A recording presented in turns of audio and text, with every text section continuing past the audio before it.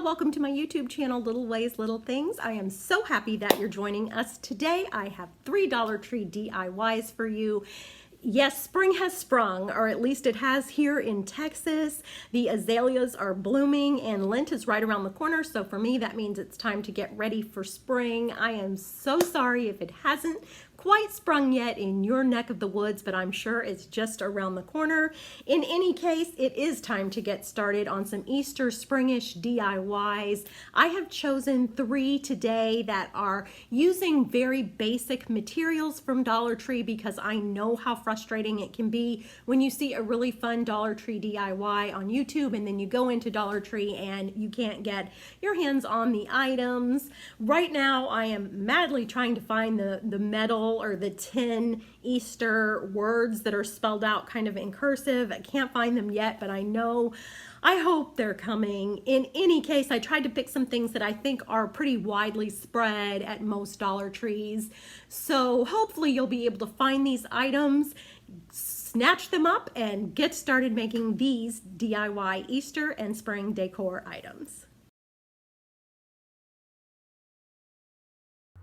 For DIY number 1, I'm going to be using a jar. I found this one at Dollar Tree, but you can even use a recycled one from your kitchen. I'm also going to be using the ceramic painting set from Dollar Tree. I think it's mostly for kids, but I'm not going to be using the paint, just the bunny.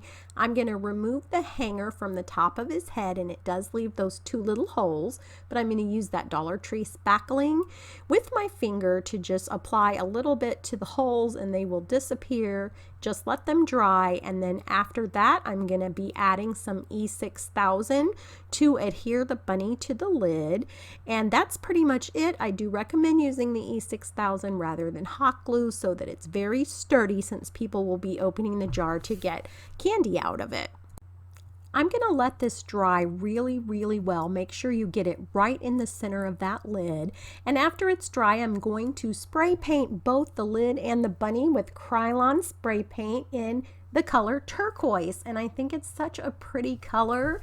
It is just beautiful for this time of the year, and look at how cute it came out when it all dried. I'm styling it on my corner shelf with my Fiesta Ware yellow pitcher and some beads from Hobby Lobby. Those are Sweet Tart jelly beans from Dollar Tree, and yes, they are the perfect color, not too bright and not too pastel, so I thought they were just perfect, and they're yummy. I'm also showing you where I put the same jar into my china cabinet. It just looked cute all over the place wherever I put it. I thought it looked super cute. I'll probably get one more bag. It did take about 4 bags of those little Sweet Tarts for this jar, but if you use a smaller jar, you might use less. For DIY number 2, I'm going to be using a stretched canvas frame from Dollar Tree. I think most of the Dollar Trees are carrying these by now. All you have to do is remove the staples from the back of the canvas and the wooden frame by just prying them up with a screwdriver or a spatula or something, and I'm using my needle-nosed pliers to pull the staples out once they're pried up a little bit. You want to remove the whole canvas and all of the staples from the back of the frame. Then I'm giving the frame a coat of Waverly Chalk paint from Walmart in the color Elephant. Then I'm going to simply dry brush some white paint on top of that. It is also Waverly Chalk paint in the color White. Let that dry really good and just fool around with it until it looks rustic just the way you want it. Then I'm going to use this cute little printable that I got online for free, and I will link it down below in the description box if you would like to use the same printable. I did get it for free, and all I did was cut it down to the size of the frame, which I believe was 8 by 10. So I think it looks really cute. All that's really left to do is to hot glue it onto the back. I'm sure you can use whatever glue you want, even if you wanted to use Elmer's or even staple it on the back, but I'm using the hot glue and it worked out really well. Honestly, the hardest part of this whole thing was making sure that once I got the hot glue on, that I got the printable lined up really perfectly on the back of the frame, because you want it to not stick out on the edges, but I suspect if that happened, you could just take an X-Acto knife, but just be really careful and measure it and just take your time with it. The next thing I want to do is decorate the frame with a couple of little cute things. I found this lamb's ear that I had gotten from Walmart and used for another project, and I had this little piece left over, so I'm going to use that, and also a couple of buttons and this jute twine that comes from Dollar Tree from the automotive section, and I'm just going to wrap that twine up. I'm sorry it got a little bit out of frame, but you can kind of see what I'm doing. I'm just making a very simple bow by wrapping lots of loops and holding it in the center. After I get as many loops as I want to make the little bow as big as I want, I'm just going to cut it away from the twine, cut an extra piece of twine, and then tie it right there in the middle where I was holding it, and then cut off all the excess pieces, and it just makes a simple, cute little twine jute kind of bow. I really liked it a lot, and I just wanted something simple. So what I'm going to do next is kind of layer everything on there with hot glue. I'm starting with the lamb's ear, and then I'm going to put the little jute bow down, and then I'm actually going to glue these two little blue buttons that I had in my stash on top of the twine bow. I just think it looks like a little bit of country farmhousey. I think it's really cute. So again, the hardest thing about this is making sure you don't hot glue your finger to the button. Other than that, I think this project came out super cute. You can find these printables online by looking up free printable dash whatever you want to do a printable of, and I think you can find lots of them. I found several, but I thought this one was so sweet. I styled it in my kitchen by my mixer, but also in that same corner shelf area with a candle and one of my grandmother's old teapots. Here you can see where I've just put it in the living room by some of our picture frames. I think it's really cute, and it just went everywhere really perfectly wherever I put it.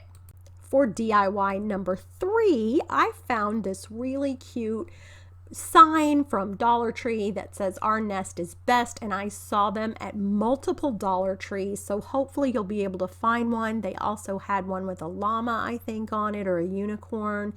There were several different kinds, and they were all the same shape. The first thing I'm going to do is sand off that best word. It was full of glitter, and I just sanded and sanded with a Dollar Tree sanding block. And look, this stuff was already coming off. I didn't have to do anything except for just peel it off. The little picture part was just almost off anyway. An X-Acto knife took off the rest. I'm going to cover the whole thing with a coat of Waverly white chalk paint. That green base took about 3 coats to cover, but the top of it only took about 2 coats. It was really easy. The next thing I'm going to do is make a plaid design by using one piece of low tack washi tape. That's just plain washi tape. And I'm laying down 3 pieces in a row. Then I'm pulling up the middle piece and moving it to the end and putting another 3 down. Then I'll pull up the middle piece and move it to the end and put another piece, etc., all the way through the end of that block. So it's basically making a pattern, and there is a washi tape and then a washi tape length of blank space, and then a washi tape and then a blank space and a washi tape all the way down the line. And it's really easy, just follow the pattern. The next thing I'm going to do is use some Waverly Chalk paint, and that's the ballet slipper, I think it's called. And I'm going to paint over the whole thing. I'm also going to I also extended it up to the top, that little ledge at the top. But I'm going to paint the whole thing with this pink chalk paint, and that's how I'm going to get my first pattern. After I let that dry really, really good, I'm going to pull up the pieces of tape, and you'll see how the pattern forms. It just forms a perfect striped pattern.